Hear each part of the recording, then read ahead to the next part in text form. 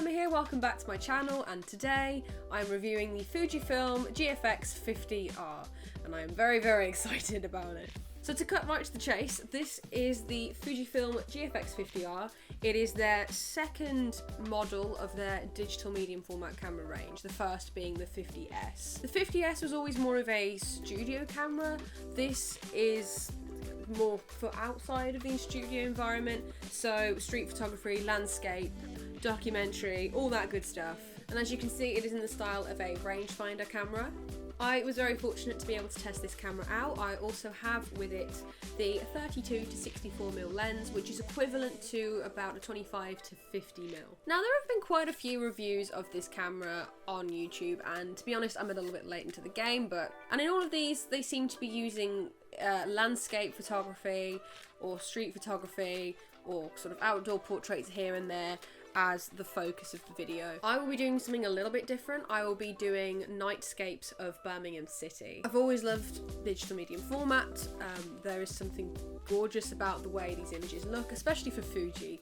The colours in Fujifilm cameras just really stand out. And I wanted to do something cinematic and dreamlike, and well, why not just photograph Birmingham City at night? Before we get to that, I just want to go through a few things I like about this camera. First of all, the feel of it, the grip. It comes with this really great sort of hand grip around here, if I put it into focus. This feels great. It's just, even my little diddy hands, it's not really going anywhere. The weight isn't too bad either. Even with the lens, everything feels pretty well balanced. And again, in classic Fuji fashion, it still has the dials on the top. So we've got the shutter speed, we've got the exposure compensation. They don't have an ISO dial on this one, but they do have this neat little dial here, which is fully customizable, and you can customize that to be the ISO dial. I like the fact that it has a tilt screen.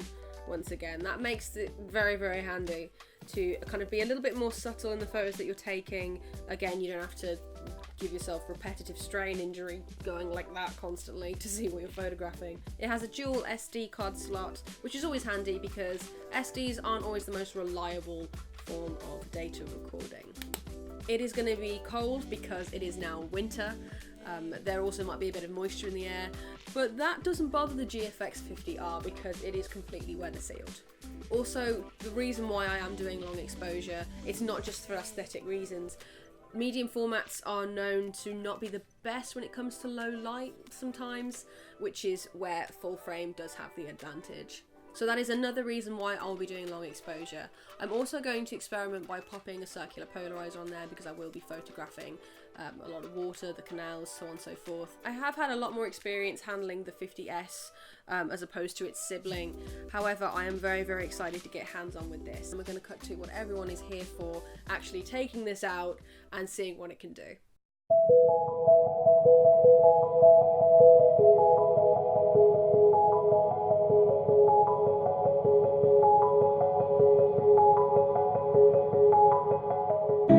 This is a night scene and we're doing a long exposure.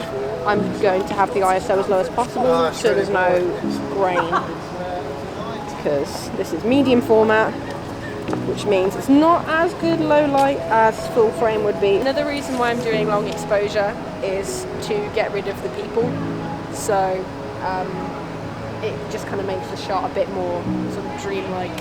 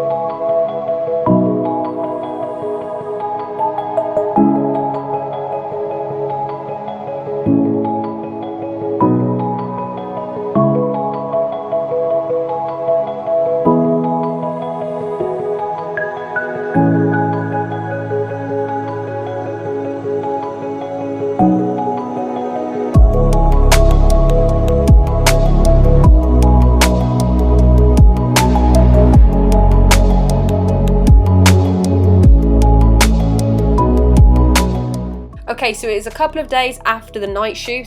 Yes, I promise it isn't the same day because even though I'm in the same jumper, it's clean on. But I have all of the final images here. I took 10 in total, and I'm going to review them on my Mac and let you know my thoughts. So first of all, the camera, I don't know if I mentioned this earlier, but the camera has a 51.4 megapixel sensor, which gives you pretty sharp images. And in my shoot, I'm photographing a lot of buildings. There are a lot of lights, you know, in windows, and then there's a reflection of all the lights on the canals, and there's lots of different types of buildings. There's lots going on in each image. And I think that the camera and its sensor really delivers. Like, the way Fuji's colours stand out is just remarkable. I used one of the film simulations as well, but I've forgotten the name. It's just escaped me, so it's going to be like somewhere along the bottom of the screen here. I can't get over how sharp this is. I'm going to zoom in actually to a part of the image. Let's zoom into that canal boat right there. Wow, oh yeah, that's still mega sharp. You can even still read the sign behind it, the burger sign. In fact, let's zoom into the burger sign.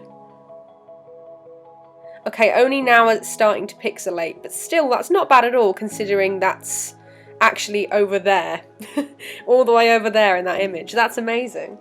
Again, the colours really pop. Even without the film simulation, I tried a couple of that as well, and even then the colours really stood out. But I think that I decided to use this one just to increase the colours and the contrast. It definitely benefited the vibe and the aesthetic of Birmingham City at night, particularly around Brindley Place and the mailbox where these were taken. And looking at these images, I'm so glad that not only did I do long exposure, but I also kept the ISO to its lowest. Well, maybe not quite its lowest, as it goes down to 50. But I kept it at about 100, 125 around there. So the 50R's ISO range is 100 to 12,800. This is actually expandable from 50 all the way to 102,400. However, this doesn't mean it would perform fantastically if I was to shoot at a regular exposure time. And I'm really, really glad I kept the ISO super low and instead decided to do a long exposure. Because as far as I can see, there's hardly any noise or grain in these images whatsoever. I'm so happy with these images, and I'm so happy with this camera. This performed even better than I expected, and it's inspired me to definitely take it out more and try lots of different things with it. This will be my go-to camera for nightscapes and city landscapes in general, because this is amazing. So that is it, guys. That is my review and test of the Fujifilm GFX 50R. I hope you all enjoyed, and thank you very much for watching. If you did enjoy this video, then hit that like button, hit that subscribe button, and hit that bell for notifications. If you want to check out my photography social media pages, I've also left the links in the description down below. Special thanks to my friend Carly-Ann for filming the shooting of the nightscapes and putting up with me faffing around with the camera for way too long before taking each shot. Thank you again. But thank you as always for tuning in, it means a lot. And also hello to my new subscribers, welcome to the channel. And with that being said, I will see you guys in the next video. Bye!